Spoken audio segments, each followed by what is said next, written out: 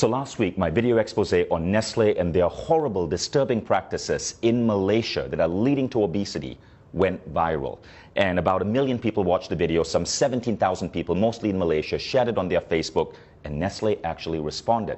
Now that prompted me to do some further digging into what Nestle is doing, and what I found is disturbing.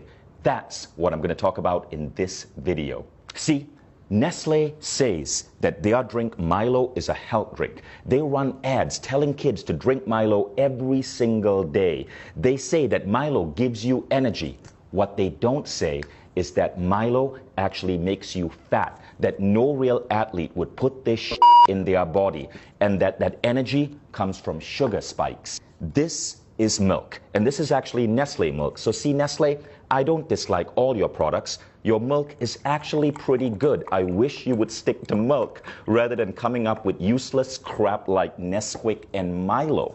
Now, most kids in America and Europe drink milk because we know that milk can have a good effect on kids. Milk has natural sugars, lactose. It's a natural sugar. Nestle gets parents in Asia and the developing world to add this crap to milk, Milo. So Nestle's press release says they try to put 6 grams of sugar in a glass of Milo. Not true. At the back of a Milo tin in Malaysia, it actually says add 3 teaspoons of Milo. 3 teaspoons of Milo is roughly 9 grams of sugar. Now you want to know what 9 grams of sugar looks like? 9 grams of sugar is roughly this. This are Nestle bonbons. This is a candy that Nestle markets. Each one has 3 grams of sugar. Candy itself is fine. My kids will eat this maybe once every 2 weeks or so.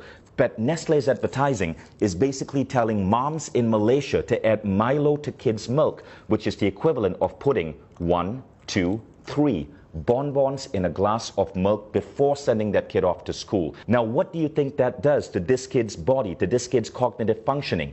This much sugar comes really close to the daily recommended sugar allowance for an adult, which is 25 grams. A glass of Milo, 20 grams of sugar. But that's only the start of the bullshit.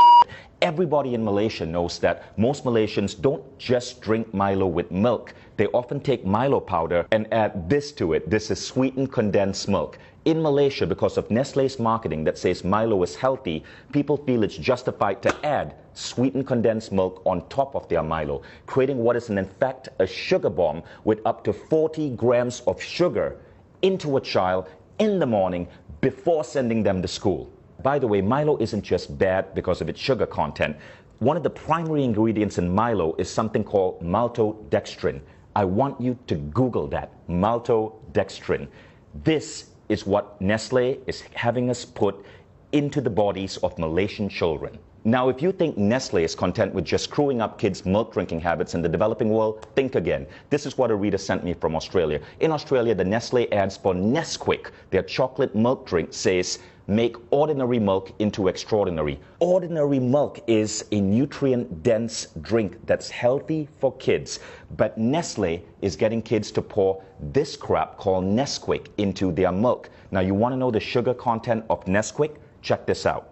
In 11 grams of Nesquik, there are 8.8 grams of sugar. That's 80% sugar, which is why in Britain, the government banned Nestle from advertising Nesquik as a great start to a child's day. Now, it would be disturbing enough if Nestle was simply, as a massive food company, screwing up the way kids drink milk, but they're also screwing up breakfast. So this is a breakfast cereal from Nestle called Strawberry Minis, right? Strawberry Minis, there's a picture of a strawberry here. It looks healthy in every way, but then you read the ingredient label.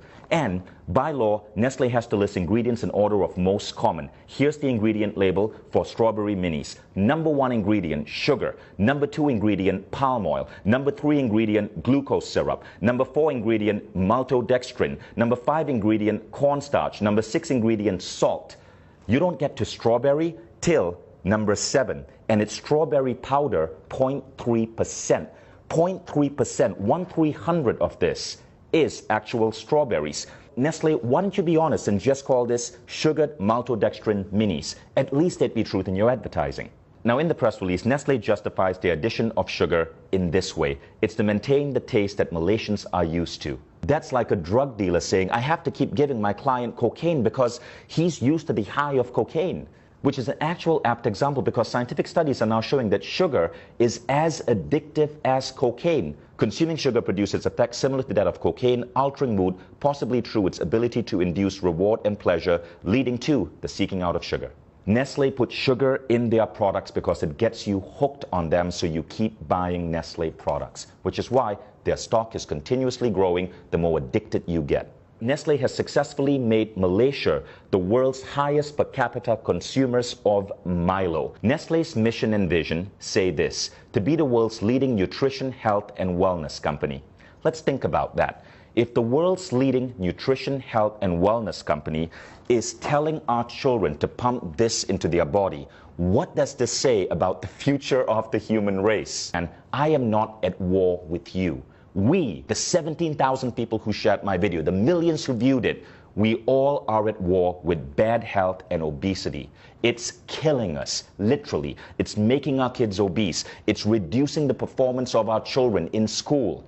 All we want you is to be on our side and to live up to your damn mission.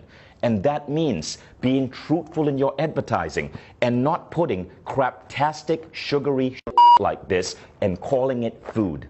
Now, Nestle has been in controversies before. There was the baby powder controversy. Millions of babies malnourished because Nestle convinced women in India and Africa to feed their babies Nestle baby powder rather than breast milk. There is the water controversy in the United States, where Nestle has become the world's biggest supplier of bottled water, and in many cases convincing people that they need to buy expensive plastic bottled water, which ultimately causes mass plastic pollution, huge greenhouse contribution, rather than drink the water from their tap, which in many places is actually clean. All of these controversies were exposed. Nestle had to change practices because people like you spoke up. People like you would not let a large corporation get away with the lies, which is why I really appreciate you guys who shared that last video. There was something Nestle said in that press release that I really liked, and we got to give them credit for.